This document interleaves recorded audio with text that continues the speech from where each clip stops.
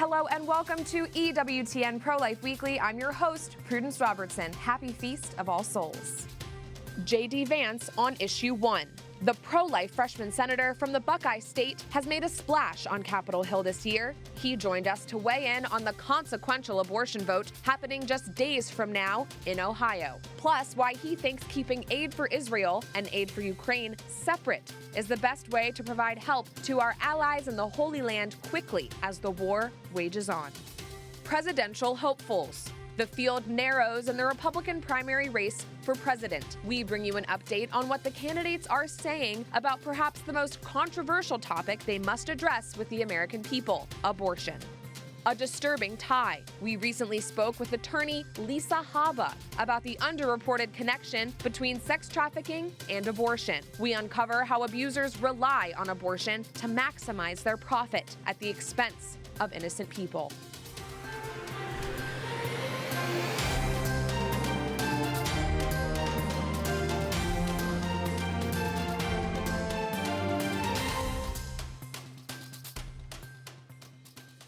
Next week, Ohioans will vote on a constitutional amendment that, if adopted, would dramatically expand abortion and do away with parental notification when minors undergo invasive surgeries. There's been reports of high voter turnout throughout the early voting period. Though pro-life advocates remain hopeful that Ohioans will vote no on Issue 1, pro-abortion groups have outspent them nearly 3 times over. And just this week, the pro-abortion group Catholics for Choice raised dozens of billboards telling people to vote yes. To be clear, a yes vote means voting to cancel all of Ohio's pro-life laws and to do away with parental consent measures that protect young girls from Planned Parenthood, the #1 provider of abortion and one of the leading providers of dangerous sex change surgeries. We recently spoke to Ohio Senator J.D. Vance, who weighed in on Issue 1. We have that interview for you right now. Joining us now is the Republican senator from Ohio, J.D. Vance. Senator, thanks for being here. You just recently spoke to many of your constituents at the Ohio March for Life, and you spoke about the importance of lifting up families, especially when they're facing challenges like an unplanned pregnancy. Talk to me about your message to Ohioans there. Yeah, well, thanks for having me. And it was obviously a great event with a lot of energy there. The pro-life community in the state of Ohio is very strong. And the point that I'd make, not just to the pro-life community in Ohio, but all across the nation, is that in this post-Roe versus Wade world, you have a lot of young women, a lot of young families who are worried about unplanned pregnancies, who are worried about how they're going to deal with the financial burdens, the unexpected costs, the social pressure, of course, that comes up when an unplanned pregnancy happens. And I've seen this operate in my own life in very personal ways. I knew a lot of young women growing up in a poor family in the Midwest that felt like they had to choose abortion when an unplanned pregnancy happened. Sure. And I think that we have to speak with a certain amount of compassion. We have to recognize that very often the choice to have an abortion is not one made because people don't like life. It's because they don't feel like they have an option.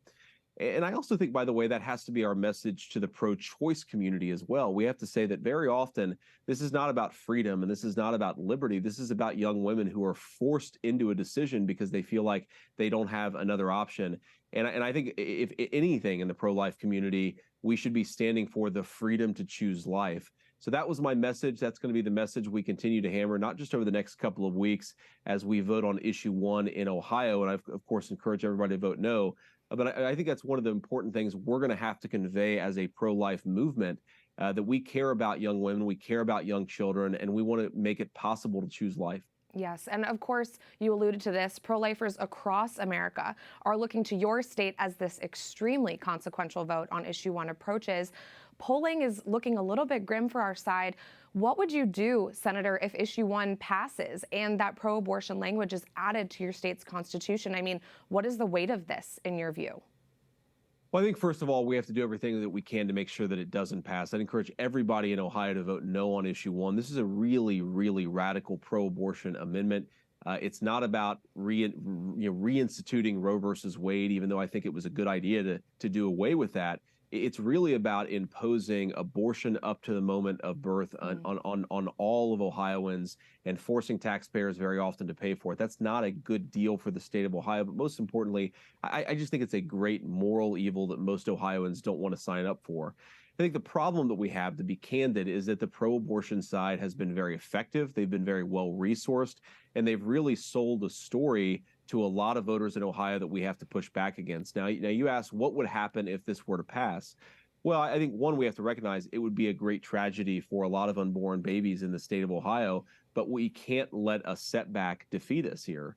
We're going to have them. I hope that we don't have one. I expect to have a victory in the state of Ohio later this November. But whatever happens in Ohio, the pro-life movement will have setbacks. We did not win a victory on Roe versus Wade overnight. Of course, it took 50 years of organizing, of advocating, of preparing for that moment.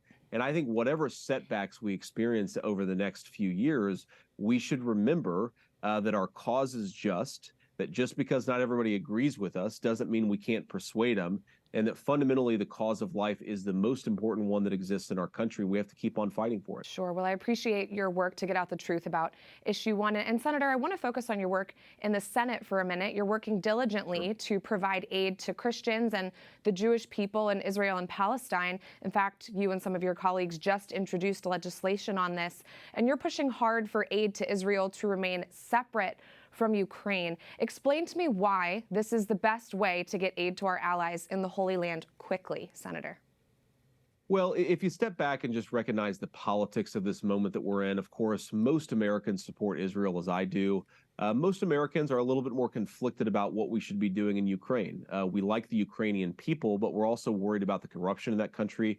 We're worried about an indefinite war, whether there's ever any strategic end, whether the Biden administration has actually articulated how we're going to get out of Ukraine and save lives while we do it. And given that there are different issues, I don't think that we should allow the Biden administration to use the tragedy in Israel to get $60 billion for the war in Ukraine. They should be separate. They should be separate debates. Whatever your views on each, we should actually debate them and give the American people the opportunity to be heard that they deserve. And I think, by the way, we do a real disservice to our ally Israel and also to the American people when we allow the popular Israeli issue to be combined with the unpopular indefinite Ukraine issue. And I don't think we should play that game. I don't think we should allow Joe Biden to use Israel's political cover. It's a slap in the face to our allies, and we ought to separate the packages. Sure. Well, we'll continue to follow that legislation as it moves. And Senator, we have about a minute left. Before I let you go, I know you converted to Catholicism a few years back. Can you share about how your conversion has impacted your work in politics and really your life as a senator as you work to govern in a way that upholds our shared Catholic values? You know, I guess I just think of the fundamental insight that led to me to Catholicism is the fundamental Christian insight that every human being has dignity. And I think that means we have to fight for good wages for people who work hard for a living. That means that we have to fight hard for the vulnerable. That means that we have to fight hard for people who can't access health care, because, of course, hard to live a dignified life when you can't afford basic medicine. But that really means in this moment, I think, fighting for the unborn, the most vulnerable among us, the health care that they need, the legal protections that they need in order to live a full life. It really is, when you sort of study history, you recognize that one of the great insights of the Christian faith, the thing that was really transformative about the Christian faith, is recognizing that every single person deserved dignity. It was not the normal case, the normal way of doing things, that we treated everybody with respect. That was a true Christian insight into our civilization. It's something that I think we shouldn't discard because some people think that we should be willing to discard some inconvenient people, whether they're innocent children or anybody else. Let's discard no one. Let's ensure that everybody has a good access to life. And I'd say that's the Christian principle that most influences me as I go about my work in the Senate. Amen. Well, we're grateful for your courage in the Senate and grateful you joined us today. Thank you so much, Senator J.D. Vance. And now to more news moving our nation. 2024 will be here before we know it. It's a presidential election year, and the field is narrowing in the Republican primary race. Just this past weekend, former Vice President Mike Pence dropped out of the running. He says it's, quote, not his time. And people close to him said that Pence is concerned that a rise in populism among Republicans impacted the trajectory of his campaign. Well, I have 100%, thankfully, pro-life voting record. I'm 100% pro-life conservative. As President of the United States, I would sign very conservative pro-life legislation, and that's why we start with the 15-week limit across the nation. We cannot allow states like California or Illinois to have abortion up until the day of birth. That is just wrong. That was Senator Tim Scott of South Carolina, another Oval Office hopeful who recently spoke with EWTN News Nightly's Eric Rosales. Like Scott, Ron DeSantis and Asa Hutchinson have expressed willingness to sign a federal limit on abortion at 15 weeks, when babies in utero can feel pain.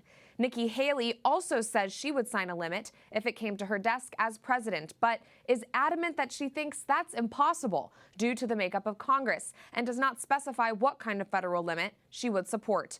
Frontrunner and former President Donald Trump is campaigning on the major pro-life victory he delivered to Americans by nominating justices who overturned Roe v. Wade, but joins other top candidates Doug Burgum, Vivek Ramaswamy, and Chris Christie in holding that stance that moving forward, the right to life should be legislated at the state level. Next, there's an update in the legal case against Yelp. Texas Attorney General Ken Paxton is suing the company for attaching pro-abortion disclaimers to the info pages of pro-life pregnancy centers after the overturn of Roe v. Wade. Now, 16 pro-abortion attorneys general, led by California AG Rob Bonta, signed onto a letter supporting Yelp's decision to mislead people about the resources that pregnancy centers provide. The initial Yelp disclaimers read that pro-life pregnancy centers don't have medical professionals on site, despite the fact that they often do. The pro-abortion AGs insist that Yelp's disclaimers were clear and that it's pro-life pregnancy centers that are deceptive because they refuse to provide abortions. And in Kansas, a judge has blocked a pro-life law, the Woman's Right to Know Act. This law requires doctors to inform patients of the risks ahead of ending their child's life by abortion. These risks include links to breast cancer, psychological and physical distress, potential fertility issues, and more. The Women's Right to Know Act also requires doctors to tell women about abortion pill reversal, should they choose to take the abortion pill, mifepristone. But the Kansas judge has blocked this law, given that Kansas's Constitution and Supreme Court have been supportive of abortion. He said that Kansas's legislators' pro-life morals are, quote, necessarily curbed by the Kansas Constitution and its Bill of Rights. In his ruling, he also referred to abortion as a, quote, inalienable right. Coming up, a difficult conversation about the tragic link between sex trafficking and abortion. I recently had the opportunity to meet with attorney Lisa Haba and hear about her work to bring sex traffickers to justice. We'll have that eye-opening discussion next.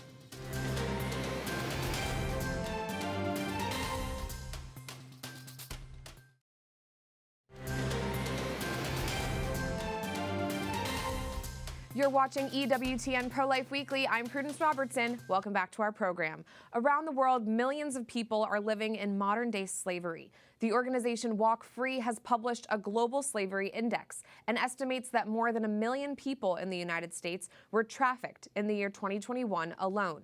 Lisa Haba is an attorney who prosecutes traffickers and brings them to justice for their dehumanizing crimes. We recently sat down with Lisa and had a difficult conversation about the reality of this industry and how traffickers use abortion as a tool to control their victims. Viewer discretion for young children is advised. I'm here with Lisa Haba of the Haba Law Firm. Thank you so much for joining me, Lisa. Thank you so much for having me. So your law firm focuses on helping women who have been sex trafficked. Talk to me a little bit about the work that you do. Sure. Before I was a private attorney, I used to be a prosecutor. And when I was a prosecutor, we used to prosecute sex crimes, crimes against children, sexual violence, and human trafficking. Mm-hmm. And what I started seeing a pattern of was that there's plenty of businesses out there that look at exactly what's happening, see it, understand it, know it for what it is, and just turn a blind eye to it because they would rather make money off of the exploitation of a person instead of taking steps to stop it. Mm-hmm. And we see that so often that we felt that there just wasn't a way in which we could continue down one path and not try to tackle it from another angle. So in our law firm, we started a human trafficking division of our firm in which we bring lawsuits against businesses that knowingly traffic or profit from human trafficking. Mm. And, you know, I think a lot of us often think about sex trafficking happening in places that aren't our hometown, aren't local to us, but just how prevalent is the trafficking industry in the United States?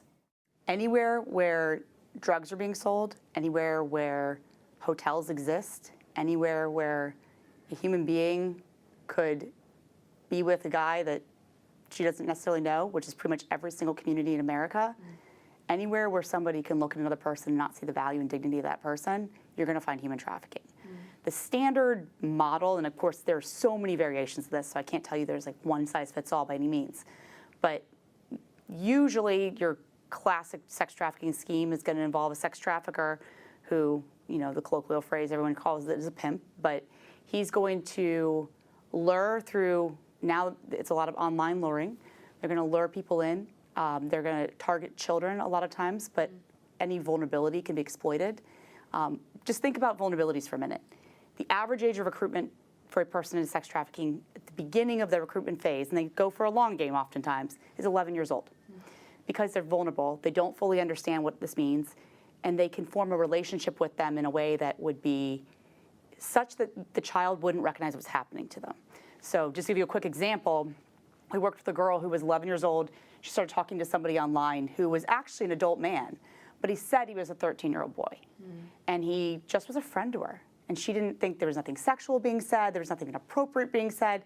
It was just, when your mom's mad at you, I understand you. When your dad doesn't understand you, I understand you. I can't believe they would punish you for that. I can't believe you would feel that way. Your teacher doesn't get you. I can't believe you got detention. I get you. I'm your friend. I love you. And so by the time she was 13 years old, and puberty starts, and the hormones start, the vulnerability starts, this young child never saw it coming. But she was hopelessly in love with somebody that she thought was 2 years older than her. But at this point, there's such a great relationship there that when he said, I might be a little older than that, it was okay, right? And so she started a relationship with this older man. And he started wining and dining her and lavishing her with gifts. And it got to a point where she's in love with him. And the next thing you know, he says, I just need you to do a favor for me. We need money for us. And when I encountered her, she was many years older. She was addicted to heroin and was desperately in love with him, but also afraid of him. I think that a lot of people, when they're confronted with situations so stark as that, they don't know what to do first. So what would your advice be to people who encounter something like this and want to help someone get out of a situation like this? So I want to say, to answer that first, anybody who's living in human trafficking, who has lived experience of that way, they're living in a world that we can't comprehend. There's nothing that we can do unless you've lived through that yourself to understand the depravity that person has experienced. If you think about, we talk about a rape survivor who's gone through this, and then not to minimize that at all, that's absolutely horrific and can destroy a human being's life. Of course. But it's happened thousands of times to that person. They've lost all sense of self. They've lost all sense of the people around them. They've learned to obey instead of question. They've been beaten. They've been drug addicted. There has been so much depravity and just dehumanization of that human being, they don't even know themselves. And so when you encounter somebody like that, there is nothing that we are going to understand to help them. The key thing is you need to bring them to the people that know how to work with them, which is going to be law enforcement to get them out, if they're ready, and it's going to be the service providers that are trained to help them heal. But I've seen many people that don't have that training try to help, and they either get, they could become part of a crime scheme, they could get in a situation where they think they're going to help and it's too much for them to handle. And when you take somebody in like that and bring in that trust and then say, I can't handle this, and put them back out, that does even more harm to that poor soul. Lisa, talk to me a little bit about why you personally felt the call to establish this whole new branch at your firm to serve people who have been sex trafficked. When I went to law school, I thought I wanted to be a police officer or go into the FBI. And I quickly realized as I was in law school that maybe that wasn't quite my path. I heard a speaker come to our law school, and she spoke about human trafficking. She was a survivor, and she talked about her journey. And I've always been a faithful person. My heart was completely turned that day, and I remember thinking, this is my path. And so everything I have done moving forward, I've always known I wanted to help women and children that have been through things like this. I've always felt that was my calling. But it was very clear to me that day that this was what path God wanted me on, and it's been his path ever since. I just am walking alongside. Lisa, you talked about some of the ways that that traffickers lure women in. We've heard that abortion is often a tool that could be used by sex traffickers to keep, exploiting these women. Can you speak to that a little bit? Sure. If you think about the model that these traffickers are using to exploit a human being. They're treating that woman like chattel. So the only thing that person, and I say women, I want to be clear, men and boys can be victims too. Sure. Just in the context of abortion, it's always going to be a female. Right. So when a female is being exploited and sold, and that's a person that can be purchased over and over and over again. If there's a deterrent to them being bought and sold, that's money being lost by the trafficker. And so what they will do is sometimes, and as horrifying as it sounds, there is a fetish out there for pregnant women. And there are people that want to buy that. So if that is something that can be used for money, they will use it for money.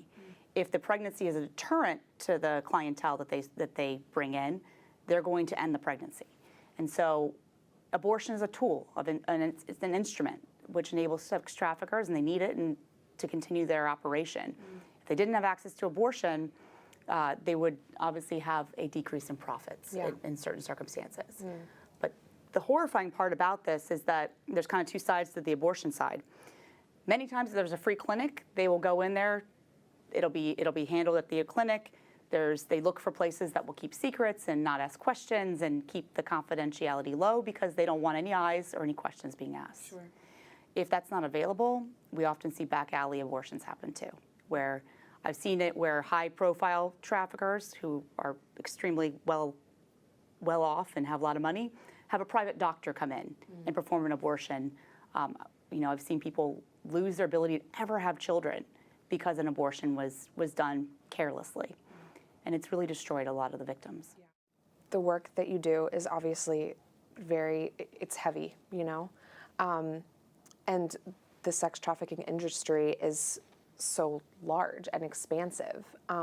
Could you offer any words of hope that there's stuff being done to stop this terrible, atrocity that's happening in all of our cities, in all of our towns in the United States? I mean, obviously the work you're doing is so important. I appreciate that. Thank you. Absolutely, though, there is hope, because 25 years ago, all we ever talked about was there was prostitutes, and that's all they did. And every single victim was going to be a prostitute. And I think with the Me Too movement opening up a whole new way of looking at things, it's really changed the way that our society and our world looks at victimization. And it's been thrilling to watch the change. So now, before, when I first started at the prosecutor's office that I worked at, I was told that prostitutes needed to be put in jail for 10 days minimum, and we need to get them out of our county. And by the time I left, we were prosecuting their traffickers for human trafficking, and we were helping and giving these women services to help them get out and get the services they needed to heal. So I think there is a paradigm shift. And the other piece of it is that we're having this conversation now, right? And so all of your viewers are thinking, what can I do to make a difference? And I really appreciate that. EWTN News Nightly recently featured the Knights of Peter Claver and their mission to end human trafficking one door at a time. You can find that interview on our YouTube page as well. And you can find resources and more information from the church on how to help people who have been trafficked at usccb.org. Check out their anti-trafficking program page. That does it for this edition of EWTN Pro-Life Weekly. I'm Prudence Robertson. Don't forget, you can find us at EWTN Pro-Life on all social media platforms, X, Facebook, Instagram, we're there.